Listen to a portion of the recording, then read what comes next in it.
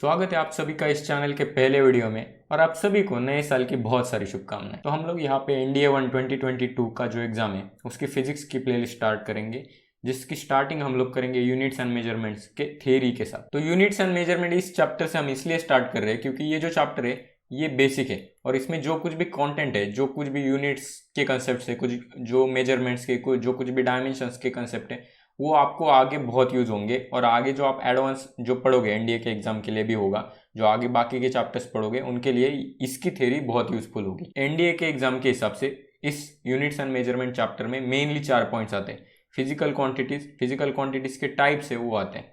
Next units और units के system आपने सुने होंगे, एफपीएस, एमकेएस, सीजीएस और एसआई यूनिट सिस्टम। तो ये जो 4 मेनली यूनिट सिस्टम है वो भी हम लोग इस वीडियो में डिटेल में देखेंगे। नेक्स्ट है डायमेंशनल एनालिसिस आपने पढ़ा होगा, इसको डायमेंशनल फॉर्मूला भी कहते हैं। डायमेंशनल फॉर्मूला जो हम यल, एम और टी के फॉर्म में लिखते हैं ऐसे ब्रैकेट्स में, जिसमें हम इसके डायमेंशन लिखते हैं एक्स वाई जेड, सपोज जो भी होंगे आगे देखेंगे हम लोग।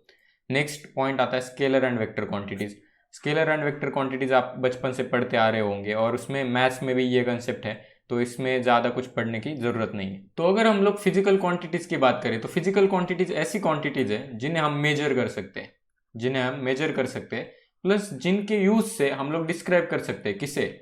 हम लोग फिजिक्स के लॉज को डिस्क्राइब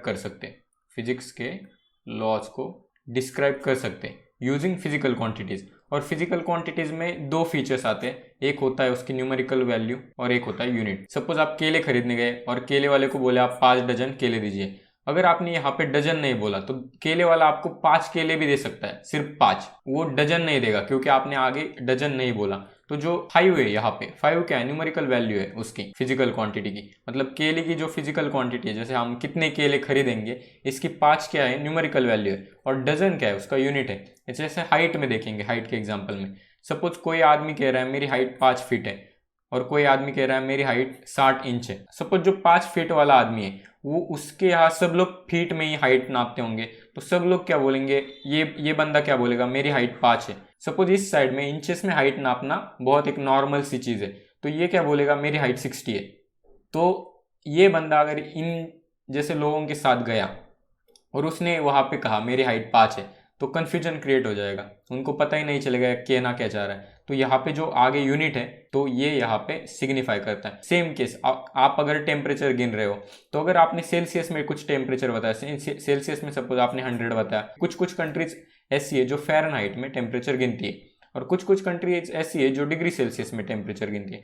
तो आपको यहाँ पे ध्यान रखना चाहिए कि आगे जो आप यूनिट बोल रहे हो वो क्या है, डिग्री सेल्सियस है, डिग्री फ़ारेनहाइट है। तो वो अगर आपने नहीं बताया तो कन्फ्यूजन भी क्रिएट होगा और जो आपकी कैलकुलेशन है बहुत सारे वो भी गलत होंगे। प्लस आप जो फिजिक्स के जो लॉज हैं उसको भी मतलब डिस्क्राइब कर सकते हो, उसको सॉल्व भी कर सकते हो यूजिंग फिजिकल क्वांटिटीज। तो फिजिकल क्वांटिटीज मतलब क्या? जो कुछ भी हम लोग मेजर कर सकते हैं और जो मेजरमेंट हम लेंगे वो सबको समझ में आना चाहिए, प्लस उससे फिजिक्स के लॉज या फिर फिजिक्स की जो कुछ भी आइडेंटिटीज है वो भी डिस्क्राइब होनी चाहिए। तो ये रहा फिजिकल क्वांटिटीज के बारे में। तो फिजिकल क्वांटिटीज के 2 टाइप्स आते हैं मेनली, एक होता है फंडामेंटल क्वांटिटीज, दूसरा होता है डिराइव्ड क्वांटिटीज। तो फंडामेंटल क्वांटिटीज क्या होता है? फंडामेंटल क्वांटिटीज बेसिक क्वांटिटीज होती है, प्लस वो इंडिपेंडेंट होती है, मतलब किसी पे डिपेंड नहीं होती। फंडामेंटल क्वांटिटीज बेसिक होती है और इंडिपेंडेंट होती है, किसी पे डिपेंड नहीं होती। तो उसमें 7 क्वांटिटीज आती है मेनली। तो अगर आपको किसी ने फंडामेंटल क्वांटिटीज या डिराइव्ड क्वांटिटीज का डिफरेंस भी पूछा तो आपको ये बता सकते हैं आपकी बेसिक होती है और इंडिपेंडेंट होती है, वो फंडामेंटल क्वांटिटीज होती है। उसमें 60 फंडामेंटल बेसिक क्वांटिटीज आती है, length, mass, time, temperature, luminous intensity, current, amount of substance. इन सारी चीज़ों के आपको यूनिट्स भी याद रहने चाहिए और ये सातों के सातों क्वांटिटीज आपको याद रहनी चाहिए। तो अब डिराइव्ड क्वांटिटीज क्या होती है? डिराइव्ड क्वांटिटीज ऐसी क्वांटिटीज है जो किसी दूसरे क्वांटिटीज के ऊपर डिपेंड है, मतलब डिपेंडेंट क्वांटिटीज है, डिपेंडेंट है और डिराइव की गई है किससे? फंडामेंटल क्वांटिटीज से। मतलब ये डिराइव्ड क्वांटिटीज फंडामेंटल क्वांटिटीज से डिराइव की गई है इन सातों से। तो फॉर एग्जांपल हमने वेलोसिटी लिया, वेलोसिटी क्या है? Displacement upon time. तो यहाँ पे डिस्प्लेसमेंट क्या है? डिस्प्लेसमेंट लेंथ है और टाइम अपना टी है। तो ये देखिए यहाँ पे जो यल है, यहाँ पे लेंथ आ गया और टाइम, यहाँ पे टाइम है। मतलब 2 फंडामेंटल क्वांटिटीज से बन के जो क्वांटिटी बनी उसको बोलेंगे डिराइव क्वांटिटी। ऐसे ही बहुत सारे एरिया, फोर्स, एक्सेलरेशन, मोमेंटम, बहुत सारी, मतलब इन 7 फंडामेंटल क्वांटिटीज को छोड़ के जितनी सारी क्वांटिटीज है दुनिया में, यूनिवर्स में, वो सारी हो गई आपकी डिराइव्ड क्वांटिटीज। तो ये पॉइंट आपको ध्यान में रखना है। इस पे एमसीक्यू बहुत बार पूछे। एमसीक्यू ऐसे पूछे, विच of the following is derived quantity, तो इनमें से 3 दिए होंगे और इनमें से 1 दिया होगा। या फिर ऐसा पूछेंगे, in which of the following is fundamental quantity, यहाँ के 3 दिए होंगे, ऐसा दिया होगा। Option A velocity, option B force, option C acceleration, option 4 length. तो आपका ये सही ऑप्शन है लेंथ, क्योंकि ये एक फंडामेंटल क्वांटिटी। इसके ऊपर आगे बहुत सारे कंसेप्ट्स आपके क्लियर होंगे। नेक्स्ट इंपॉर्टेंट पॉइंट आता है आपका यूनिट्स। तो यूनिट्स क्या है? Units are the part of physical quantities which gives complete information about that quantity. Units physical quantities का एक ऐसा पार्ट है, फिजिकल क्वांटिटीज का एक ऐसा पार्ट है जो कंप्लीट इंफॉर्मेशन देता है अबाउट दैट क्वांटिटी। तो सिंपली ऐसा कह सकते हैं, यूनिट्स के बिना जो फिजिकल क्वांटिटीज है वो अधूरी है। तो जैसे सपोज कीजिए आप राइस लाने गए, चावल खरीदने गए और दुकान वाले को आपने बोला 10 दीजिए, बस बोला 10 चावल दीजिए। तो दुकान वाले को समझ में नहीं आएगा, आपने 10 केजी बोला, 10 टन बोला, या फिर सिर्फ 10 चावल के दाने बोला, बस 10 चावल के छोटे छोटे दाने पार्टिकल्स बोला, कुछ भी उसको समझ में नहीं आएगा जब तक अनटिल एंड अनलेस आप उसका यूनिट स्पेसिफाई नहीं करते। तो आपने अगर बोला 10 केजी, तभी उसको समझ में आएगा, वो 10 केजी चावल बांध के देगा, वरना उसको भी कुछ नहीं समझ में आएगा। सेम केस ऑयल, जो तेल लाने गए आप, खाने का तेल, आपने बोला मुझे 3 ऑयल दीजिए, तो मतलब वो उसको कुछ समझ में नहीं आएगा। आप 3 बॉटल मांग रहे हो, 3 लीटर मांग रहे हो, या फिर 3 जो बड़े बैरल्स होते हैं वो मांग रहे हो, कुछ भी नहीं समझ में आएगा अनटिल एंड अनलेस आप उसका यूनिट नहीं बताते। तो यूनिट का इंपॉर्टेंट बहुत है, और अगर आपने यूनिट नहीं बताया तो कन्फ्यूजन भी क्रिएट होता है। प्लस यूनिट एक ही सिस्टम के होने चाहिए, मतलब अगर 2 लोग बात कर रहे हैं तो ये एक बंदा केजी में बोल रहा है, एक बंदा ग्राम्स में बोल रहा है, ऐसा नहीं होना चाहिए। वरना एक बंदा बोलेगा मेरे पास 1 केजी है, एक ये बंदा मेरे पास बोलेगा 1000 है, तो इससे कुछ नहीं समझ में आएगा। तो इसी कंफ्यूजन को दूर करने के लिए हमने कुछ यूनिट सिस्टम बनाई है, तो देखते हैं उन्हें। तो यूनिट सिस्टम में आपका मेनली आता है एफपीएस, एमकेएस, सीजीएस और एसआई।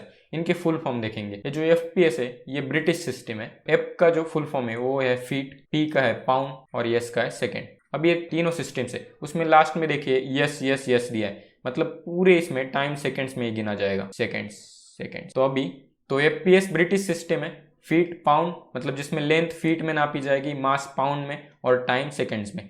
एमकेएस सिस्टम है जो एक स्टैंडर्ड सिस्टम है, बहुत दिनों से यूज होता आ रहा है, जिसमें लेंथ मीटर्स में नापी जाएगी, मास केजी में नापा जाएगा और टाइम सेकेंड्स में। सीजीएस भी एक फेमस सिस्टम है, थोड़ी सी स्मॉल स्केल पे यूज होती आ रही है। सीजीएस में लेंथ सेंटीमीटर्स में नापी जाएगी, मास ग्राम्स में नापा जाएगा और जो टाइम है वो सेकेंड्स में नापा जाएगा। अभी क्या हो रहा था कि कुछ कंट्रीज एफपीएस को यूज कर रही थी, कुछ कंट्रीज सीजीएस को यूज कर रही थी, कुछ कंट्रीज एमकेएस को यूज कर रही थी। सीजीएस थोड़ा सा स्टडी लेवल पे यूज होता है, इसका ज़्यादा बड़े स्केल पे यूज नहीं होता, क्योंकि आप देख पा रहे हो सेंटीमीटर्स है, ग्राम है, बहुत छोटे स्केल पे, मतलब गोल्ड वगैरह नापने के लिए ग्राम्स का यूज करते हैं, गोल्ड केजी में नहीं नापते। ये जो सिस्टम्स है बहुत कंट्रीज के अलग अलग सिस्टम थे, इसलिए दुनिया में बहुत सारा कंफ्यूजन होने लगा। तो इसलिए सब ने मिलकर एक कॉमन सिस्टम डिसाइड किया जिसका नाम है स्टैंडर्ड सिस्टम। जो standard system for measuring the units जो है दुनिया में बनाया सारे देशों ने मिलके। इसमें क्या होता है, जो सेम एज एमकेएस, मतलब एमकेएस में जैसे लेंथ मीटर्स में नापी जाती है, मास केजी में नापा जाता है और टाइम सेकेंड्स में नापा जाता है, तो सेम एसआई में। और आजकल हम जो स्टडीज भी करते हैं, मतलब जो हमारा सिलेबस भी होता है, उसमें भी most of the time SI system he use किया जाता है। तो अब हम लोग कुछ इंपॉर्टेंट कन्वर्जन्स देखेंगे। तो जैसे ये यूनिट सिस्टम है, एफपीएस, एमकेएस, सीजीएस, एसआई, तो कौन से सिस्टम से दूसरे, मतलब एक सिस्टम से दूसरे सिस्टम में कैसे कन्वर्ट किया जाए यूनिट्स को, वो हम लोग यहाँ पे देखेंगे। तो 1 centimetre is equal to 10 to the power -2, ये आपको पता होना चाहिए, जो बेसिक चीज़ है। 1 millimetre is equal to 10 to the power -3, 1 micron is equal to 10 to the power -6, nano is equal to 10 to the power -9, 1 angstrom, ये इंपॉर्टेंट पॉइंट है, इसको ऐसे लिखा जाता है एंगस्ट्रॉम। इसको एंगस्ट्रॉम यूनिट बोलते हैं, जो 10 टू द पावर -10 मीटर्स का होता है और वेवलेंथ के मेजरमेंट में यूज होता है। वेवलेंथ आपको पता होगा, जो वेव होती है उसका जो ये पार्ट है हाईएस्ट, क्रेस्ट बोलते हैं, जो हाई वाला पार्ट है टू नेक्स्ट हाईएस्ट पार्ट, उसके बीच का जो डिस्टेंस होता है उसको वेवलेंथ बोलते हैं और डिनोट किया जाता है लैम्डा से, ये वाला सिंबल। तो ये आपको याद रखना, ये जो पॉइंट है एंगस्ट्रॉम यूनिट, ये डायरेक्ट पूछा जाता है, एनडीए में भी बहुत बार पूछा है कि what is 1 angstrom is equal to. Next है 1 picometre. 1 picometre 10 to the power -12 metres के इक्वल होता है। तो पिकोमीटर का ऐसा एज सच कुछ एप्लीकेशन नहीं है, लाइक इसका वेवलेंथ नापी जाती है, पर पिकोमीटर का क्वेश्चन आया है एनडीए में बहुत बार, इसलिए मैंने यहाँ पे उसको लिया है। नेक्स्ट है 1 एस्ट्रोनॉमिकल यूनिट, इसको AU मतलब एस्ट्रोनॉमिकल यूनिट बोलते हैं। एस्ट्रोनॉमिकल यूनिट मतलब सन और अर्थ के बीच का जो कांस्टेंट डिस्टेंस है उसको हम लोग बोलेंगे 1 AU एस्ट्रोनॉमिकल यूनिट। साइंटिफिक जो स्टडीज होती है उसमें इसका यूज होता है। उसके बाद आता है 1 लाइट ईयर। तो अभी 1 लाइट ईयर सुन के आपको लग रहा होगा कोई साल की बात कर रही, मतलब ईयर की बात कर रहे हैं, मतलब टाइम की बात कर रहे हैं। तो ऐसी बात बिल्कुल भी नहीं है। 1 लाइट ईयर क्या है? डिस्टेंस है, distance travelled by light in 1 year, मतलब लाइट ने जितना डिस्टेंस एक साल में ट्रेवल किया उसको बोलेंगे 1 लाइट ईयर। तो कंफ्यूज मत होना यहाँ पे। 1 लाइट की ईयर की बात की जाए तो सपोज कीजिए ये कोई एक स्टार है और इस स्टार से लाइट निकली है, लाइट निकली है और एक साल के बाद ये लाइट इस प्लैनेट पे पहुंच गई।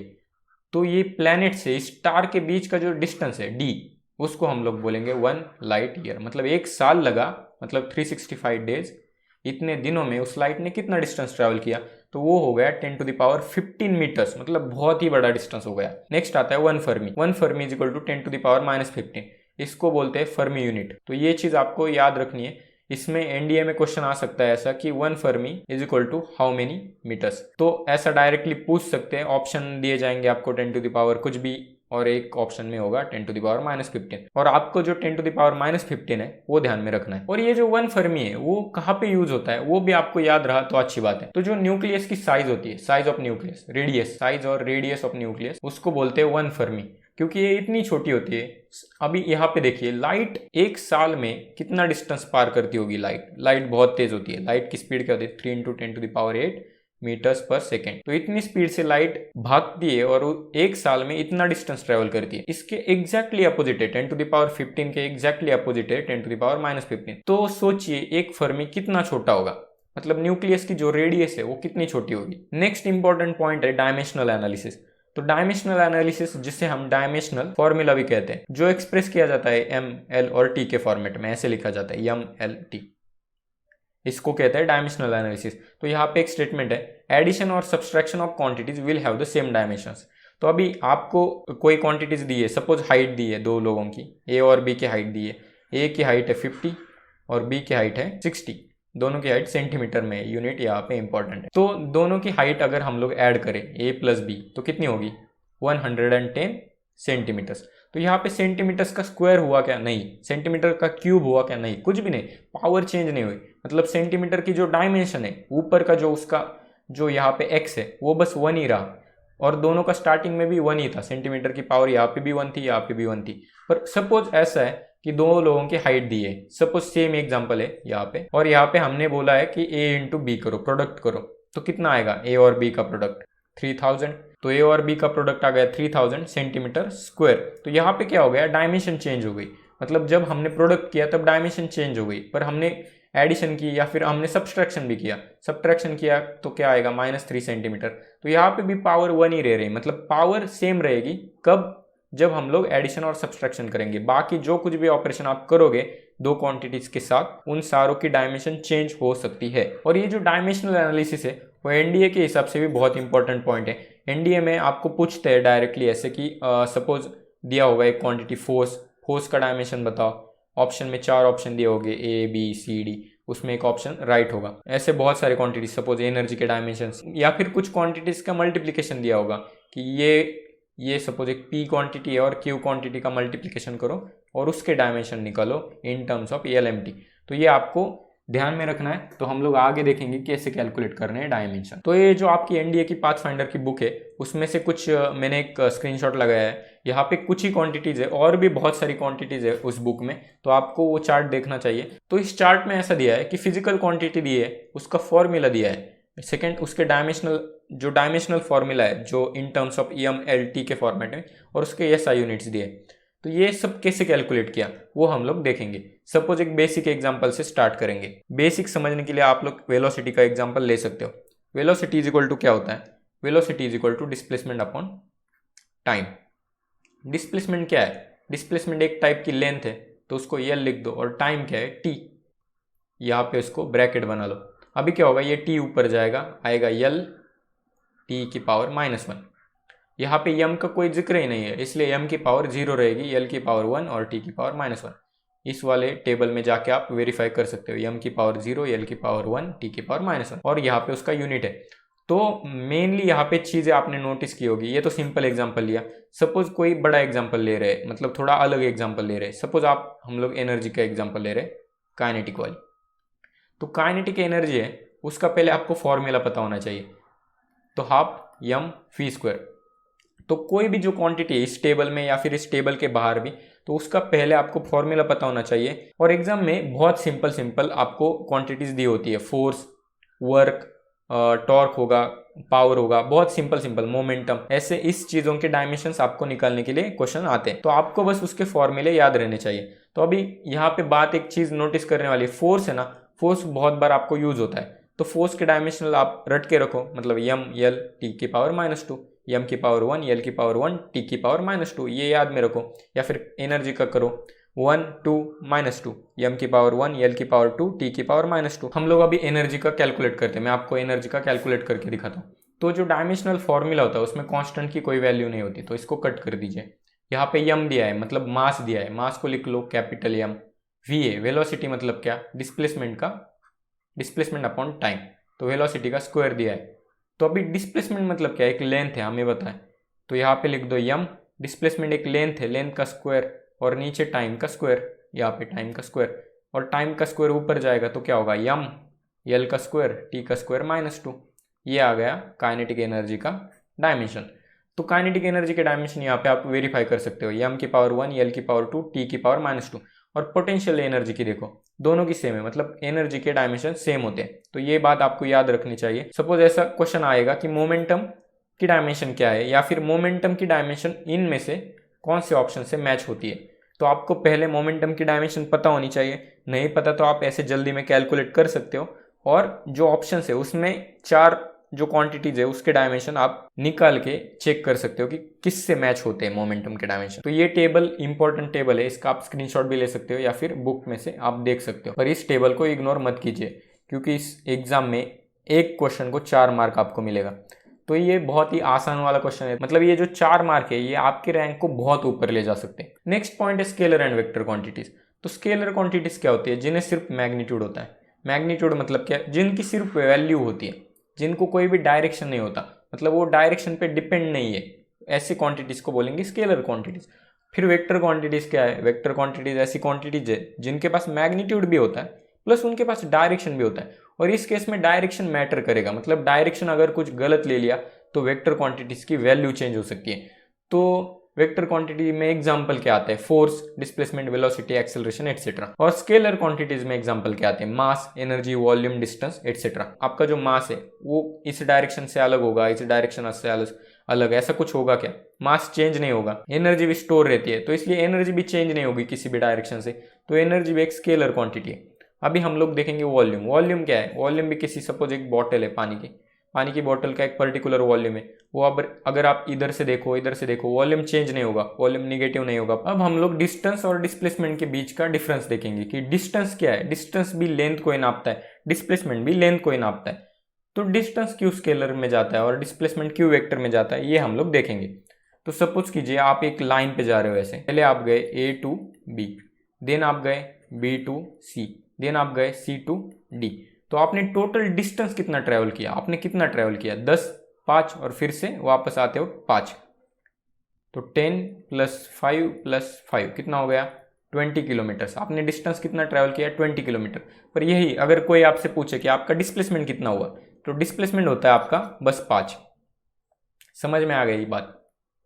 तो डिस्प्लेसमेंट की डेफिनेशन ये ऐसी है, the least distance between initial position and final position. आपने स्टार्ट यहाँ से गए, आप पूरी दुनिया भी घूम के आ गए और आपने फिनिश यहाँ पे किया, फिर भी आपकी जो डिस्प्लेसमेंट होगी वो 5 किलोमीटर होगी।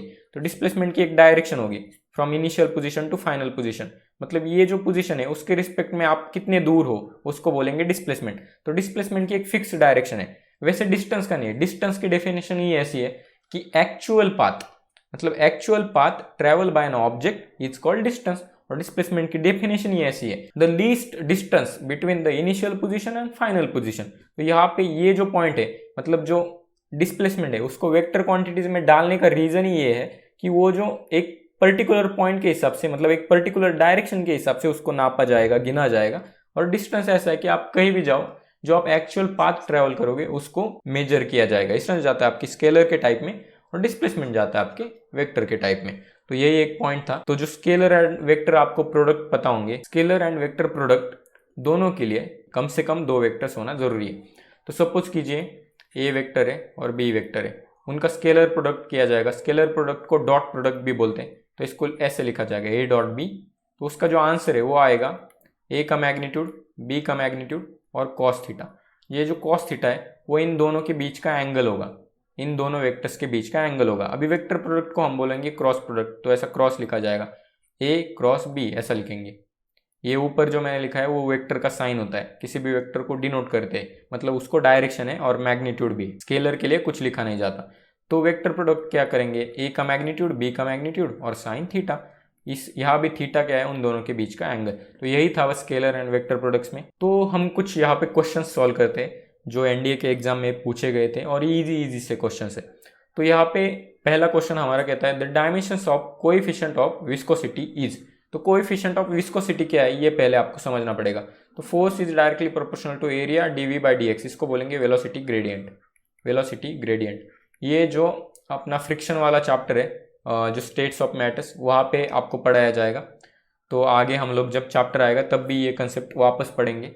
तो फॉर्मूला अगर हम कैलकुलेट करें तो एफ इज इक्वल टू, या इसको बोलेंगे eta, eta A D V by D X. तो हमें क्या चाहिए, ये चाहिए, इसको क्या बोलेंगे कोएफिशिएंट ऑफ विस्कोसिटी। तो इसके डायमेंशंस पूछे तो इसके डायमेंशंस कैसे आएंगे, एन मतलब eta is equal to F upon A D V by D X. इसके हमें डायमेंशंस निकालने। तो इसके डायमेंशंस कैसे आएंगे, तो जैसे मैंने पहले भी कहा आपको एफ के डायमेंशंस पता होने चाहिए। एफ के डायमेंशंस क्या होते हैं, L M T raise to power -2, नीचे एरिया, एरिया मतलब लेंथ का स्क्वायर, यहाँ पे यल का स्क्वायर, डीवी, डीवी के मतलब जो वेलोसिटी है, डीवी मतलब वेलोसिटी, वेलोसिटी के डायमेंशंस क्या आएंगे, यल बाय टी, और नीचे डी एक्स है, डी एक्स मतलब यल।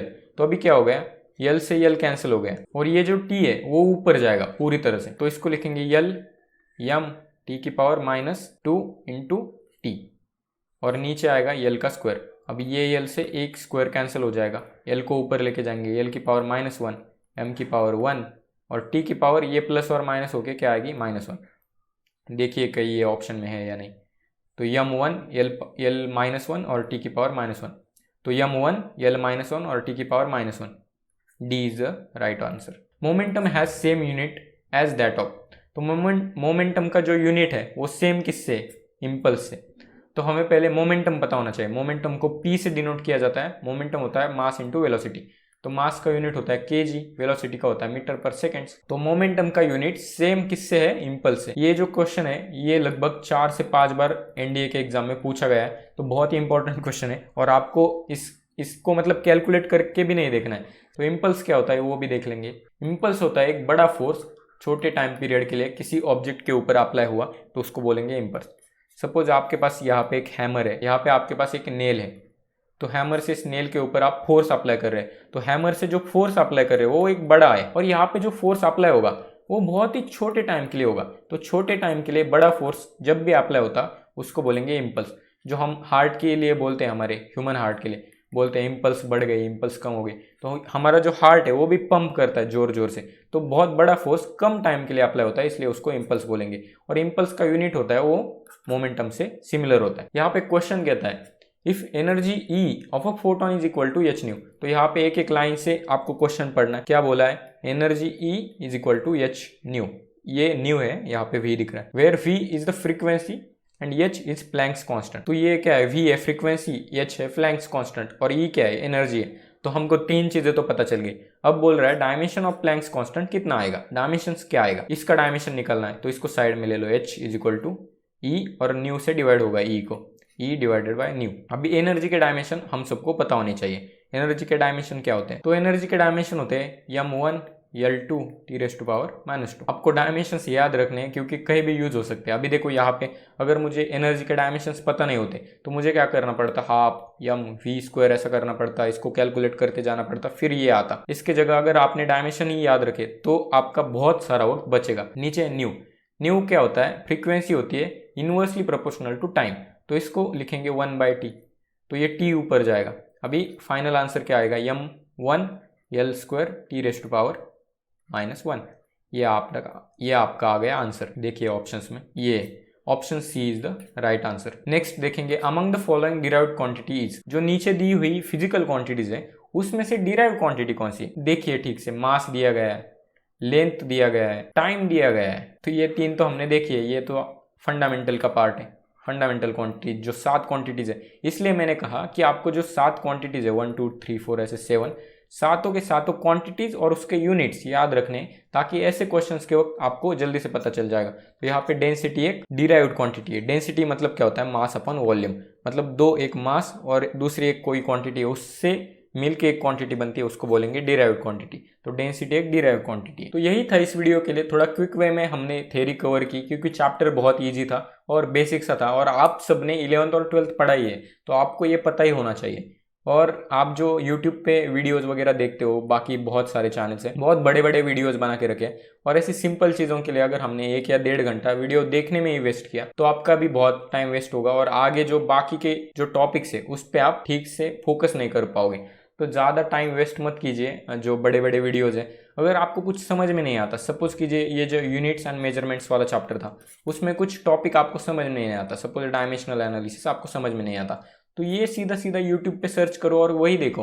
क्यों पूरा 1 या 1.5 घंटे का वीडियो देख के आपका टाइम वेस्ट कर रहे हो? और पहले आप रीड करने का ट्राई कीजिए, कि बहुत सी चीज़ें बहुत सिंपल होती है, आपको रीड करने के बाद ही समझ में आती है, उसको देखने की भी ज़रूरत नहीं होती। और अगर आपको नहीं समझ में आता उसके बाद भी फिर आप सर्च कर सकते हो और बस उसी टॉपिक के लिए देख सकते हो, क्योंकि टाइम अभी आपके पास 3 महीने बचे प्लस माइनस, तो इतने कम टाइम में, मतलब टाइम कम नहीं है वैसे, पर आपको अगर प्रिपरेशन अच्छी करनी है तो टाइम सेव करना सीखना चाहिए आपको। और जो टॉपिक आपको हार्ड लगता है, सपोज आपको मैथ्स हार्ड लगता है या फिर हिस्ट्री, वहाँ से क्वेश्चन नहीं आते, ज्योग्राफी से क्वेश्चन आपको नहीं आते, तो उन टॉपिक्स पे ज़्यादा फोकस करो यहाँ पे टाइम वेस्ट करने से अच्छा। क्योंकि मोस्ट ऑफ यू साइंस वाले स्टूडेंट्स होंगे, मतलब आप में से कई सारे स्टूडेंट्स साइंस वाले होंगे, तो आपको जो ये जो कंसेप्ट है फिजिक्स के, तो वो पहले से ही पता होंगे। बहुत सारे स्टूडेंट्स को मैथ्स में प्रॉब्लम आती है, तो यहाँ पे टाइम सेव करो, मैथ्स के कुछ कंसेप्ट्स क्लियर करो और थोड़ा पेपर में स्कोरिंग कर सकते हो आप लोग। तो यही था इस वीडियो के लिए। चैनल की पहली वीडियो है तो चैनल को सब्सक्राइब करो और